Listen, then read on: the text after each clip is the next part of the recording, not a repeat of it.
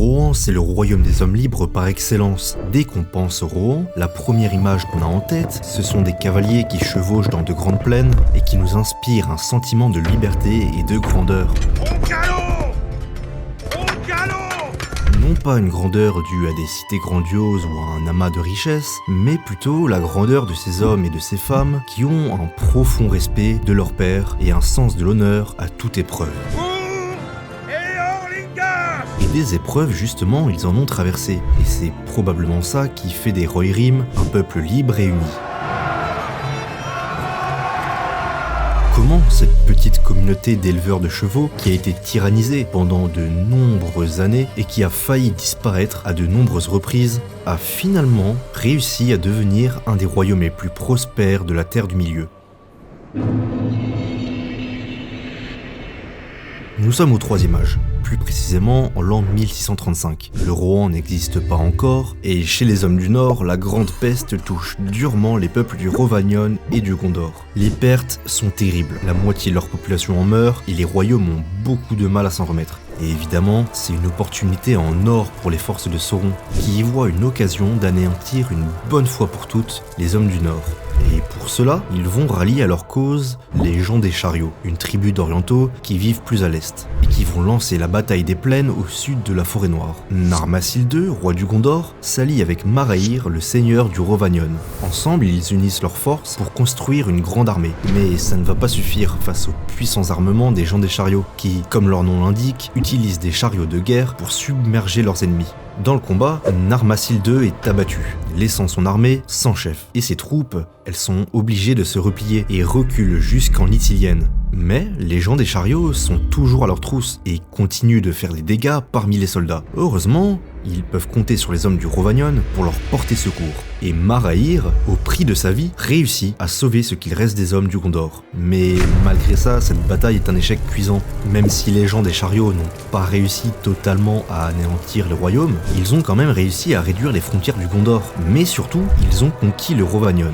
Et toute la population qui vivait là depuis des siècles est réduite à l'état d'esclavage. Bon, là vous êtes en train de vous demander pourquoi je vous parle de tout ça et quel est le rapport avec le Rohan. Eh ben, cette histoire de royaume déchu et de population exploitée par les milices de Sauron, c'est plus ou moins le mythe fondateur du Rohan. Les hommes du Rhovanion ne vont évidemment pas accepter de rester esclaves sur ces terres qui étaient autrefois leur foyer, et donc ils vont préférer fuir la région. C'est donc Maruini, le fils de Maraïr, qui rassemble les fugitifs pour fuir à l'ouest dans le Val d'Anduin. Et c'est là qu'ils décident de s'y installer.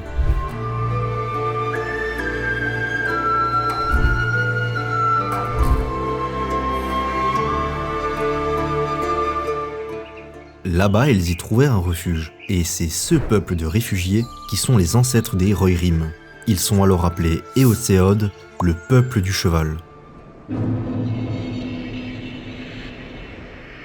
Après cette période sombre, les Éocéodes commencent à créer une société véritablement organisée. Maruini apprend que les chariotiers prévoient d'attaquer le Kalnardon, une région au nord du Gondor. Il décide de s'y rendre pour prévenir ses anciens alliés du danger. Kalimétar, qui est alors le troisième roi du Gondor, découvre l'existence des survivants. Et heureux de voir que des hommes du Nord avaient survécu, il accepte immédiatement une nouvelle alliance, comprenant que c'était la parfaite occasion de se venger des gens des chariots. Et en même temps, il espère aussi libérer les hommes encore asservis.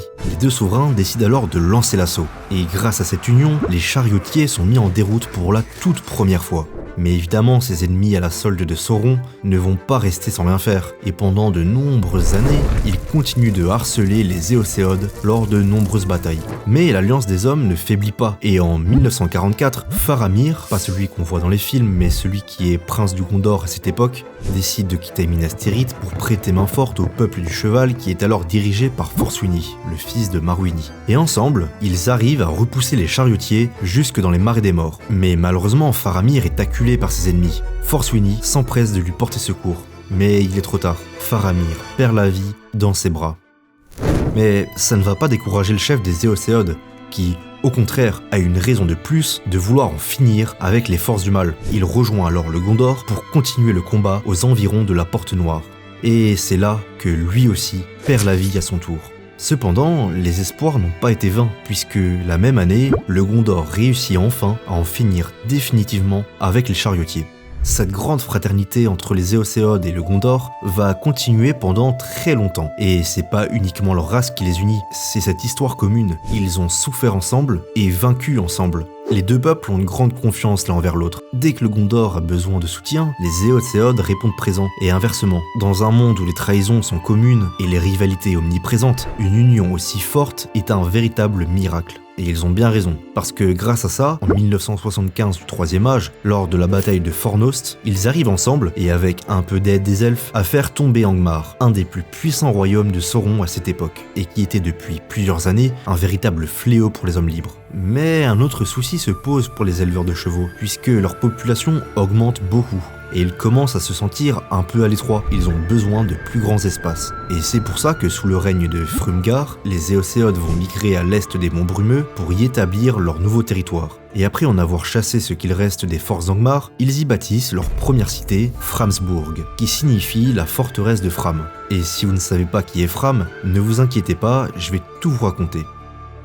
Fram, c'est le fils du seigneur Frumgar et il est réputé pour être un féroce guerrier. Donc, quand les dragons installés plus au nord, dans le royaume des nains, commencent à menacer les Éocéodes, il décide de partir seul pour combattre l'un d'entre eux, le terrible Skata. Le combat semble complètement déséquilibré. D'un côté, un simple humain et de l'autre, une créature née pour semer la mort. Alors on ne sait pas grand-chose du déroulement de cet affrontement, mais Fram réussit malgré tout à abattre la bête. Le dragon qui avait amassé tant de richesses est mort. Et désormais, le trésor qu'il gardait est entre les mains du héros Fram, qui décide d'en prendre la totalité pour ramener ses richesses à son peuple. Et ça va grandement participer au développement des Éocéodes, qui se serviront plus tard de cette fortune pour financer leur guerre à venir. On peut notamment, parmi ces joyaux, retenir le corps d'Eorl, dont on parlera plus tard. Cependant, Fram, qui est devenu le 5e seigneur des Éocéodes, semble avoir oublié un petit détail. C'est que, à la base, ce trésor, il appartenait aux nains, et forcément, ils veulent à tout prix le récupérer. Mais le guerrier ne le voit pas ainsi et il décide de se moquer des nains en leur envoyant qu'un seul collier serti des dents de Skata. Évidemment, ça va mettre les nains dans une colère noire, et d'après certaines théories, ils organisent son assassinat. J'aurais bien aimé vous en dire un peu plus sur ce personnage, mais le truc c'est que les Éocéodes n'écrivent pas de livres, donc on connaît assez peu de détails sur leur histoire, et on n'a aucune idée certaine de comment Fram est mort. Et d'ailleurs, on sait pas grand chose de plus sur ce qui se passe les siècles suivants. Mais malgré ce drame, les Éocéodes vont connaître une période de prospérité, et grâce au trésor, ils vont se développer économiquement, et leur population va grandement augmenter. Cette période est nommée la paix vigilante, car pendant près de 4 siècles, ils ne connaîtront aucune guerre. Le prochain seigneur sur lequel on a quelques informations, c'est Léod, mais c'est pas sur lui qu'il faut compter pour marquer l'histoire. Un jour, il parvient à capturer un cheval, mais pas n'importe lequel, puisque c'est Felarof, le premier de la lignée des Meharas, les plus grands chevaux qui n'aient jamais foulé la terre.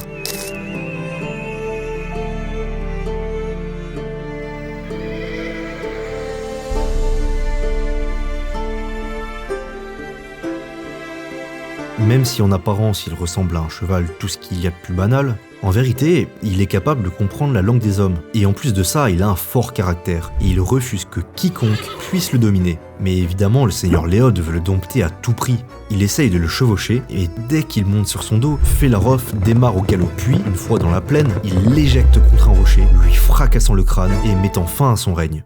Du coup, c'est son fils, un certain Eorl, âgé de seulement 16 ans, qui a la charge d'être le nouveau seigneur des Éocéodes. À ce moment, un de ses plus grands souhaits, c'est de venger l'honneur de son père.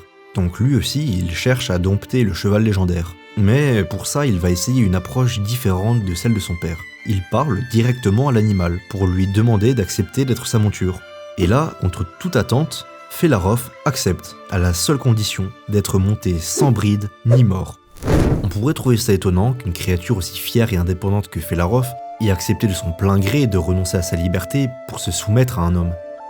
Mais personnellement, je pense que le cheval a accepté la proposition puisqu'il partage les mêmes valeurs et la même volonté d'émancipation que les Éocéodes. Et du coup, il y a un lien de fraternité qui s'est immédiatement créé entre les deux. Quand on sait que les Éocéodes vivent depuis des siècles déjà entourés de chevaux et qu'ils les respectent profondément, on peut voir justement ce duo comme l'incarnation même de la fraternité entre les chevaux et les Éocéodes. Suite à son exploit, Eorl reste encore sur le trône pendant de longues années, et durant cette période, Il va accomplir de grandes choses pour son peuple, et il va faire des choix qui seront décisifs pour l'histoire du Rohan. Mais avant de continuer de parler de lui, il faut qu'on se tourne à nouveau vers le Gondor, parce que là-bas aussi, il se passe des choses importantes. Eärnur, le 33e roi du Gondor, a quelques soucis avec le roi sorcier d'Angmar, qui l'accuse d'avoir été un lâche lors de la bataille de Fornost. Alors il lui lance un défi, c'est de venir lui-même l'affronter en personne. Eärnur, qui avait un fort caractère, finit par céder aux provocations. Alors il monte une petite escouade pour aller faire face au roi sorcier. Ils vont se rendre alors dans la forteresse de Minas Morgul, ils passent la grande porte, et à partir de là, on ne les revoit plus jamais, laissant le trône du Gondor inoccupé. C'est donc à ce moment-là que commence la lignée des intendants, qui vont alors s'occuper de diriger le royaume en attendant qu'un potentiel héritier vienne reprendre le trône. Et en 2489, c'est Sirion, le deuxième intendant, qui est aux commandes du Gondor. Il commence à s'inquiéter des Orientaux du Nord, qui semblent à nouveau vouloir envahir les terres des hommes. Et franchement, il avait bien raison de s'inquiéter, puisque 20 ans plus tard, la tribu des Balkos lance une offensive ultra violente. Et face à la puissance numérique, ils n'ont aucune chance. Mais heureusement, il peut compter sur ses alliés de toujours. Il envoie un grand nombre de messagers pour solliciter l'aide des Éocéodes, mais un seul parmi eux arrive à destination. Aussitôt qu'il est mis au courant, Eorl le rejoint avec une armée d'environ 7000 cavaliers. Il arrive in extremis pour repousser les Orientaux lors de la bataille des champs de Celebrant. Sirion leur est extrêmement reconnaissant, et pour les remercier, il leur offre le Calenardon, cette région qui est au nord du Gondor et quasiment inoccupée. Les Éocéodes, qui commençaient à manquer de place, acceptent avec plaisir ce don, et pour les remercier 3 mois plus tard, Eorl fait un serment. Ils jurent de toujours prêter assistance au Gondor dès qu'ils en auront besoin. C'est ce qu'on appelle le serment d'Eorl. Les Éocéodes vont alors s'installer dans leur nouvelle contrée, qu'ils baptisent Mark ou encore March, selon les prononciations. Et en l'honneur de leur seigneur, ils se rebaptisent Eorlingas, autrement dit le peuple d'Eorl, un nom qui restera important pour eux, même des siècles plus tard. Pour Eorlingas! Mais du côté du Gondor, il donne un autre nom à ce petit peuple de cavaliers, un nom qui signifie pays du cheval. Ce nom, c'est Rohan.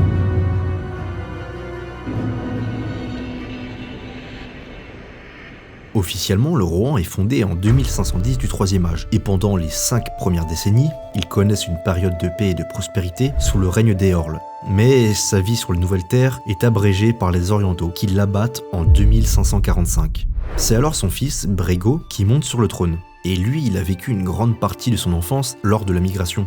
Alors quand il hérite du trône de son père, il a un tout nouveau royaume à bâtir. Ses ancêtres n'avaient fait que vivre au gré du vent en fonction des invasions et des oppressions. Mais là, ça y est, ils ont enfin un véritable foyer. Et c'est à lui que revient la lourde tâche de devoir bâtir une nouvelle prospérité. Il dédie une grande partie de son règne à la vengeance de son père. Et il va être franchement efficace, puisque les Orientaux ne parviendront pas à menacer le Rohan pendant de nombreuses années. Il va même fonder la nouvelle capitale, Edoras, avec en son centre le légendaire palais royal de Meduseld.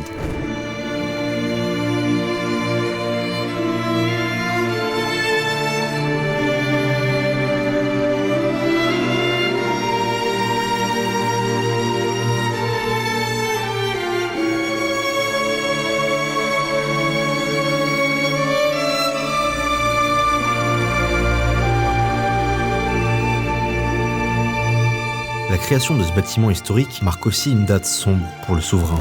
Le soir de l'inauguration, son fils Baldor, qui a un peu trop bu, fait un pari qui va lui coûter très cher. Il jure qu'il peut traverser indemne le chemin des morts, et il tient vraiment à le prouver. Donc 1 an plus tard, il s'y rend, et c'est là-bas qu'il disparaît pour toujours. Brego, qui vient de perdre son fils, tombe alors dans une très grande tristesse. Une si grande tristesse qu'il en mourut de chagrin. C'est son fils Aldor qui hérite du trône, et son surnom c'est l'Ancien, puisque son règne va durer pendant 75 ans, ce qui est le plus long règne de l'histoire du Rohan. Et c'est plutôt une période d'émancipation pour le peuple des chevaux, qui, sous ses ordres, réussissent à chasser les Dunlandais au-delà des gués de Lysen. Les Rohirrim n'ont plus vraiment de menaces directes, ou en tout cas plus directement sur leur terre. Donc la population se porte très bien, et leur niveau de vie s'améliore toujours plus, ce qui fait que le nombre d'habitants augmente. Après sa mort, c'est Freya qui prend le trône, et à partir de là, les prochains rois ne vont pas particulièrement marquer l'histoire.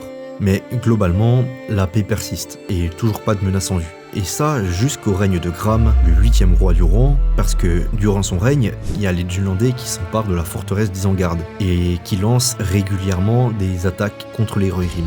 D'ailleurs, pour l'anecdote, les Dunlandais surnommaient les Rohirrim les têtes de paille, parce qu'ils avaient des cheveux blonds. Le roi Gram, évidemment, il va pas se laisser faire, et il déclare la guerre ouverte. Sauf que, il meurt en 2741, donc c'est son fils Helm qui hérite de cette guerre. Et Helm, c'est un des plus grands rois de sa lignée. Et d'ailleurs, vous avez probablement déjà entendu son nom. Sur la frontière ouest du Rohan, près de la rivière Adorn, réside un des seigneurs du Rohan. Il s'appelle Freka. C'est un Rohirrim, mais il a aussi des origines dunlandaises. Et lui, il ne reconnaît pas Helm comme son roi légitime. Il prétend être un descendant de Freawind et que c'est lui-même qui devrait être roi. Pour se faire entendre et réclamer sa place, il se rend à Edoras à l'occasion d'un conseil de seigneurs. Mais il va pas y aller seul. Il est accompagné d'une bonne poignée d'hommes très bien armés. Mais surtout, il y a son fils Wulf pour faire une proposition au roi. Il veut que son fils épouse la fille de Helm. Petite parenthèse, mais dans le film La guerre des Rohirrim, sa fille c'est Hera qu'ils ont choisi comme personnage principal, alors que, en vérité, Tolkien ne lui a jamais donné ce nom. C'est un personnage qui a été complètement inventé pour le film. Pour en revenir à l'histoire, Helm se méfie beaucoup de Freka parce qu'il sait qu'il cherche à gagner en pouvoir et à renverser son trône. Il refuse la main de sa fille à Wulf. Freka voit ça comme un affront, mais surtout une très bonne opportunité de défier le roi. Alors, il le provoque dans un face-à-face à main nue. La tension est palpable. Toute la cour de Helm, les troupes de Freka ainsi que son fils assistent à la scène. Le roi en personne est en train de se battre contre un de ses seigneurs. Les enjeux sont vraiment très grands et, peu importe l'issue, les conséquences seront forcément dramatiques. Avec sa carrure imposante, Helm envoie un poing à son adversaire et il le frappe de plein fouet dans la tête. Sous l'impact du choc, Freka titube et tombe, raide, mort. Ce qui vaudra au roi le surnom de Helm, point de marteau. Toute l'assemblée est sous le choc. Wulf, qui a assisté à toute la scène et qui vient de voir son père mourir sous ses yeux, prend alors la tête de ses troupes. Et depuis ce jour, l'assassin de son père devient alors son ennemi juré. Et de son côté, le roi Helm comprend la gravité de la situation et qu'il n'y aura jamais de retour en arrière. Il sait qu'à partir de maintenant, Wulf le haïra pour le reste de ses jours. Pour se protéger lui et son peuple et prévenir d'éventuelles représailles, il déclare Wulf et ses hommes comme étant les ennemis du Rohan. Et à partir de là, le royaume entre dans une période assez difficile, puisque 4 ans plus tard commence la guerre du Grand Hiver. Wulf fait une alliance avec les Dunlandais et les corsaires d'Umbar pour se former une grande armée, avec laquelle il envahit le Rohan. Les Rohirrim tentent tant bien que mal de les stopper en les empêchant de traverser l'Isen, mais ils sont dépassés, ils n'y arrivent pas. Dans cette situation de crise, Helm prend la décision de se retrancher avec son peuple à Fort-le-Corps, une ancienne forteresse du Gondor et qui, comme vous le savez déjà, protégera le peuple des chevaux à plusieurs reprises.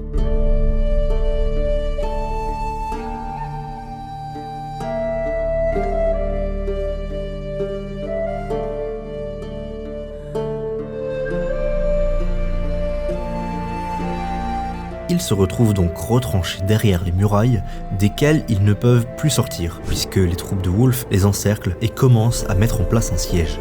Pendant ce temps, la capitale Edoras est encore habitée et protégée par Alet, le fils aîné du roi. Mais plus pour très longtemps, parce que la ville se retrouve elle aussi assiégée, et les Dunlandais arrivent assez vite à y pénétrer. Alet tentera bien de résister, mais face aux forces de l'envahisseur, il finit par se faire tuer juste devant les portes du palais de Meduseld. Edoras, la capitale du Rohan, est tombée aux mains de l'ennemi. La situation est catastrophique, et du côté de Fort-le-Corps, c'est pas mieux. La population est enfermée dans la forteresse, et durant l'hiver, il commence à gravement manquer de nourriture.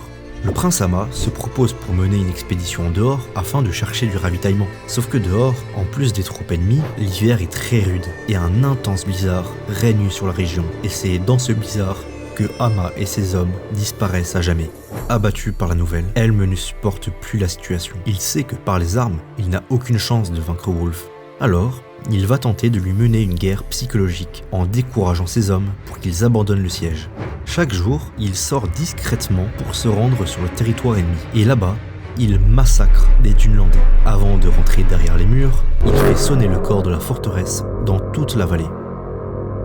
Sur plusieurs jours, il arrive à infliger de très lourdes pertes, et tout ça uniquement à main nue. Il devient une véritable menace pour les soldats qui tiennent le siège, et il réussit à faire naître des rumeurs terrifiantes, comme quoi il se serait transformé en une bête enragée qui fait de véritables boucheries uniquement à l'aide de ses poings. Et certains disent même qu'il est devenu un cannibale qui dévorerait ses victimes.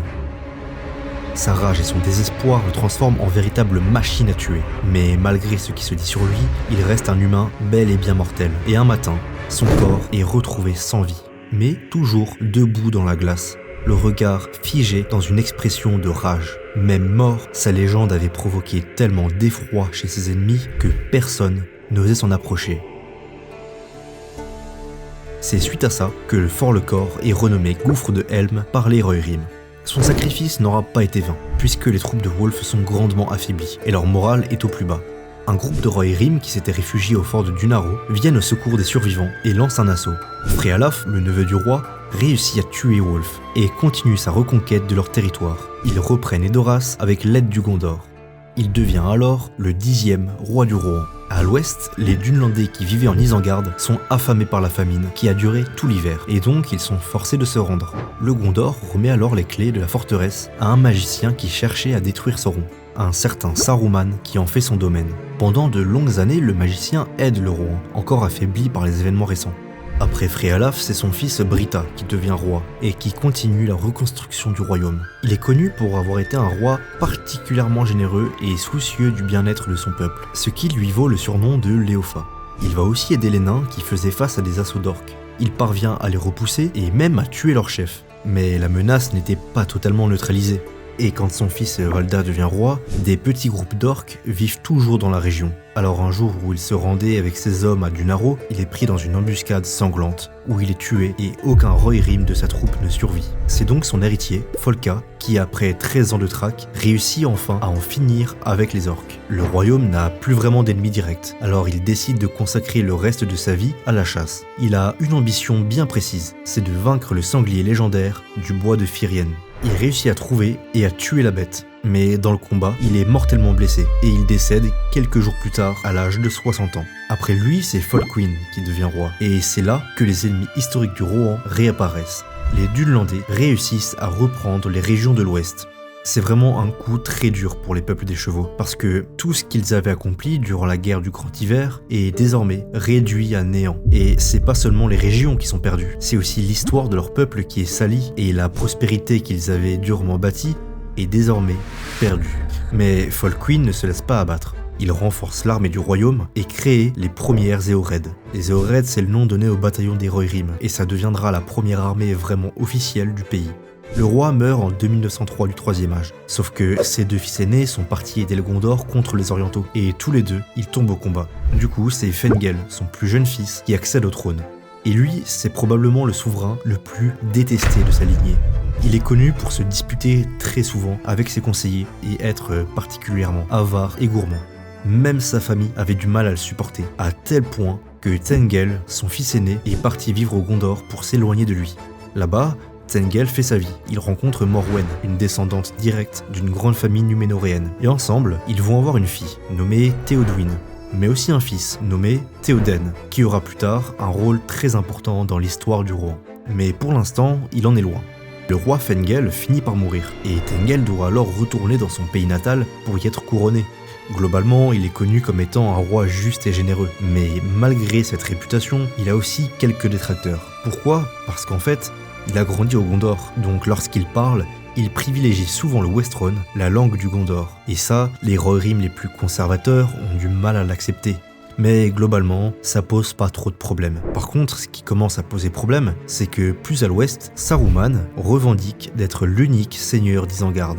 Il va même commencer à renforcer sa forteresse et discrètement, il soutient les Dunlandais et même les habitants de la région. Parce que dans l'ouest, une partie des Rohirrim avait vécu plusieurs années sous l'égide des Dunlandais et une partie des habitants sont des sans-mêlés qui avaient peu à peu rompu le lien avec Edoras. Heureusement pour le roi Tengel, un mystérieux conseiller restera à ses côtés pour l'épauler. Il s'agit de Thorongil, dont le véritable nom est Aragorn, qui restera auprès de lui avant de partir pour le Gondor. À 75 ans, Tengel décède et c'est alors Théoden qui devient roi. Théoden, il est plutôt proche de sa sœur qui vit avec lui à Edoras, en tout cas jusqu'à ce qu'elle se marie avec Eomund, avec qui elle va s'installer à Hallburg. Malheureusement, elle ne connaîtra pas de vie heureuse. Son mari est tué par les orques et un peu plus tard, c'est elle qui meurt, emportée par une maladie. Ses enfants, Éowyn et Éomer, ne se retrouvent pas seuls, puisque Théoden, qui est leur oncle, décide de les adopter.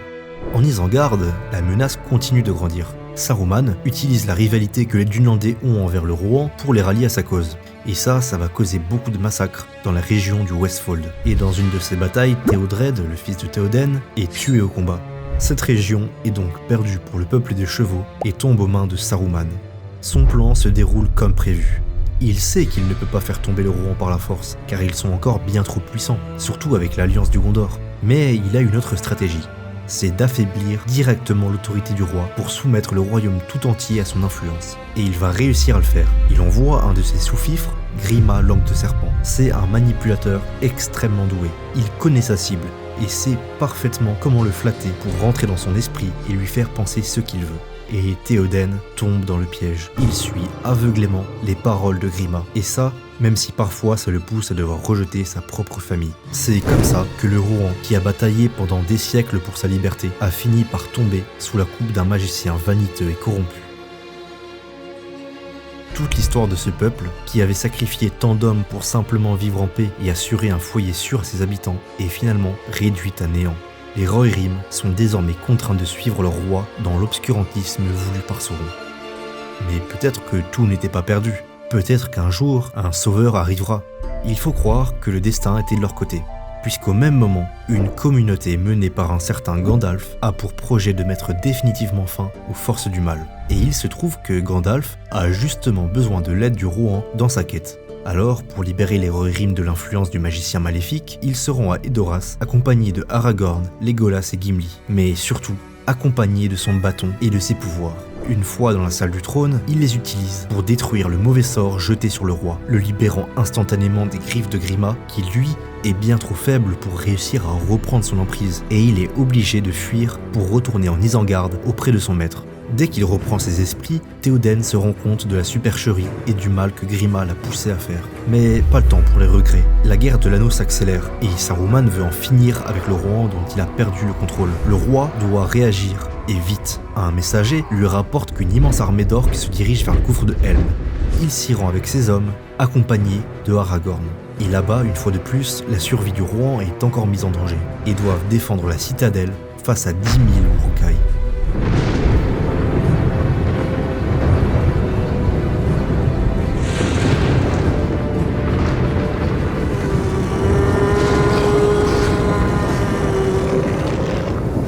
Les archers sur la muraille arrivent à ralentir l'ennemi, mais Saruman, dans toute sa malice, a une arme redoutable, une bombe, et elle explose sur la plus grosse faille de la forteresse, une voie d'égout, qui emporte avec elle tout un flanc de la muraille. Un grand nombre de soldats meurent, mais surtout, une brèche est percée dans leur défense, et très vite le fort est infesté d'Uruk-hai. Théoden est obligé de se replier dans le contrefort. Durant une longue nuit interminable, les hommes réussissent à tenir le front, mais épuisés par l'effort, ils commencent à faiblir. Heureusement pour eux, un miracle apparaît en même temps que le soleil se lève. Gandalf, qui ne les avait pas laissés tomber, se tient à l'entrée de la vallée. Il est accompagné du seigneur Erkenbrand et de ses cavaliers. Il lance une charge contre l'arrière-garde des troupes de Saruman.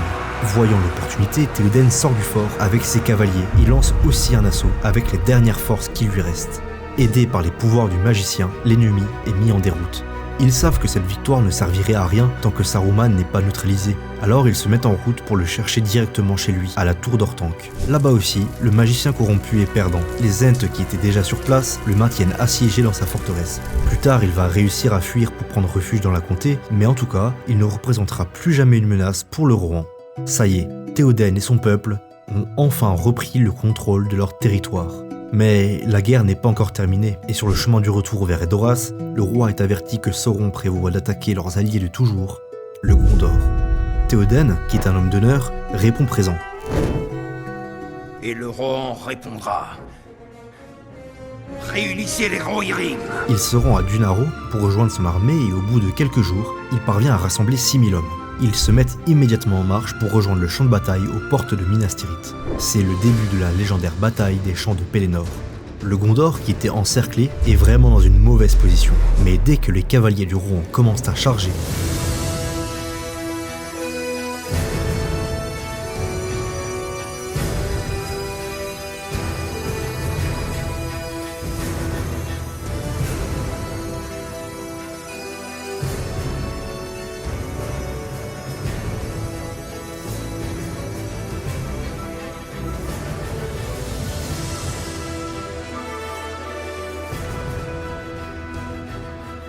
le rapport de force change et les troupes de Sauron sont prises en étau. Et même le cheval de Théoden est emporté par la folie du combat. Il prend énormément d'avance sur les troupes et se dirige sur la route d'Osgiliath. Elle est défendue par les Haradrim, mais les Rohirrim sont des bien meilleurs cavaliers et ils arrivent à faire une percée. Le roi parvient même à tuer leur chef. Mais au moment où il fait tomber l'étendard des ennemis, une menace bien plus terrible arrive du ciel.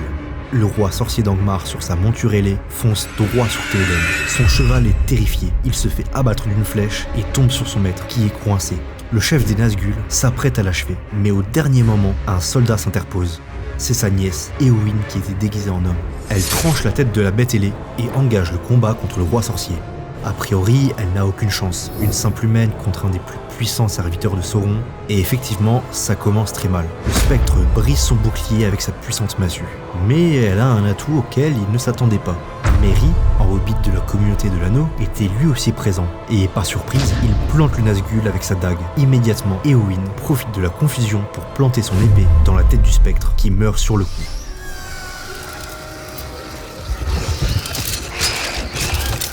Ainsi, le roi sorcier d'Angmar, dont la prophétie disait qu'il ne pouvait être tué par aucun homme, a finalement été abattu par une femme aidée d'un hobbit. Théoden, toujours sur sa monture, est gravement blessé, et il n'a pas vu sa nièce triompher. Alors juste avant de mourir de ses blessures, il nomme Éomer, son neveu, héritier du trône. On est au 4e âge. Sauron et ses forces maléfiques ne menacent plus les hommes. Éomer et son descendant Elfwine, le dernier roi connu du Rohan, vont donc consacrer leur vie à reconstruire le royaume et veiller sur leur peuple. Ce repos est bien mérité pour les Rohirrim, qui ont passé toute leur existence à devoir lutter pour leur place en Terre du Milieu. Ce peuple est fondé par des exilés et des esclaves qui se sont rassemblés pour une seule et unique raison, leur volonté de s'affirmer en tant que peuple libre. Ils auraient pu de nombreuses fois sacrifier cette liberté en rejoignant les rangs de Sauron par exemple. Mais ils ne s'y sont jamais rabaissés, et ils ont toujours pu compter sur leur roi, qui pour la plupart avait pour volonté de toujours faire passer le bonheur de leur peuple avant tout. On retrouve dans ce royaume énormément de symboles forts pour Tolkien. Déjà, une mise en avant de la chevalerie et de ses codes. Tolkien était un véritable passionné du Moyen-Âge. D'ailleurs, je vous conseille cette vidéo si vous voulez approfondir à ce sujet. Et les valeurs qui lui tenaient à cœur, c'est notamment l'esprit chevaleresque, non pas dans le sens guerrier, comme certains essayent de le faire croire, mais bien dans un sens très chrétien, où ce n'est pas la force physique et la puissance qui comptent le plus, mais au contraire une forme d'empathie et de fraternité. C'est précisément ça qui fait la grandeur des hommes du Rohan.